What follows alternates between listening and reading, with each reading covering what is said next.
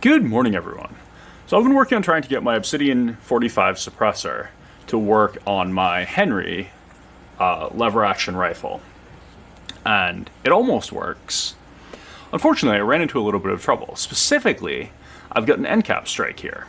It's not very major. You can just barely see that. The sort of silvery, mostly scraped off paint there on the edge of the hole on the end cap.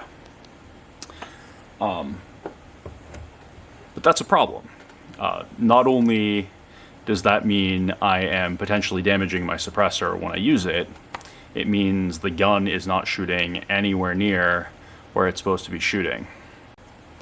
Alright, first I want to apologize for this super close-up shot. I'd do this outside, but it's raining, and that means it's dark, so it wouldn't even be especially good. I have this work light here that I'm working off of. Before shooting this gun, I tried to verify that everything was lined up right. I shined a light into the action and looked down the barrel. Everything seemed lined up as far as I could eyeball it. I put a metal rod down from the suppressor through the barrel, and the metal rod fit, and just staring at it, it looked lined up. So it was only after I got this end cap strike that I really stared at how the metal rod was interacting with the suppressor and how things were lined up, was able to see how offset this is. So I want to go ahead and try and see if I can catch that on camera.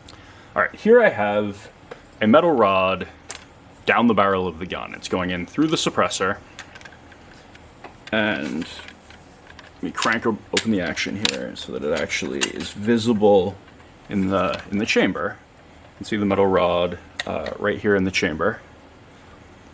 And so this is lined up with the barrel necessarily. This particular rod is something that I ordered, I think, on McMaster.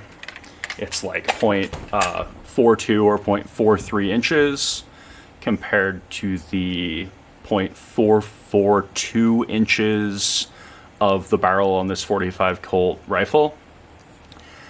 The end cap here on the suppressor, let me get that flashlight again. The end cap here on the suppressor is pretty much exactly ½ an inch. And so there's a little bit of a gap there between the metal rod and the end cap. And so the trick is that gap is bigger on one side than on the other. So this is the side, let me make sure I'm doing the right thing.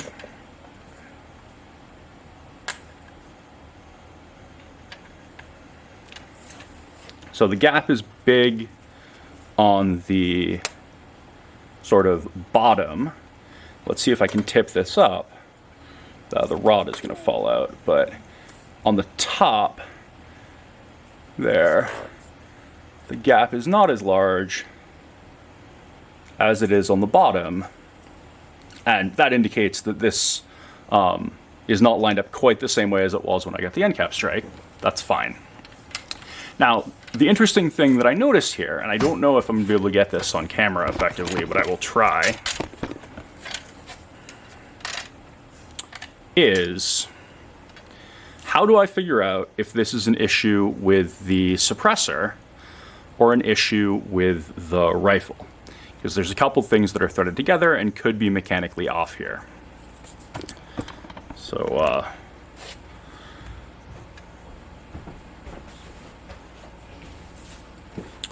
if we look here, what I'm going to do is I'm going to spin this suppressor.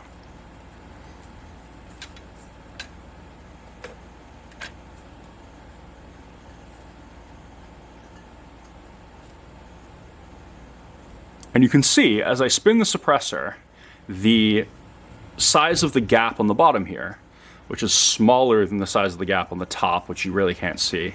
Maybe if I rotate it this way.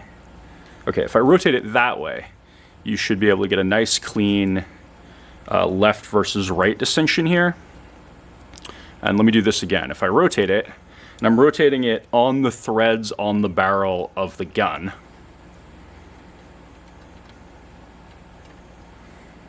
the suppressor is rotating, but where the sizes of the gaps are not changing. So that indicates that the rod isn't moving when the suppressor moves angle-wise. And so it's likely that the barrel of the gun, the threading there, is where the problem is. All right, that wasn't the highest quality video anyone ever filmed, but hopefully you were able to see the differences that I was trying to show in the gaps on the sides of that rod, and follow my logic on why I think the threading on the rifle barrel is the problem. And I hope that ends up being useful to someone ever, just to see how small a difference can result in issues like end cap strikes on a suppressor.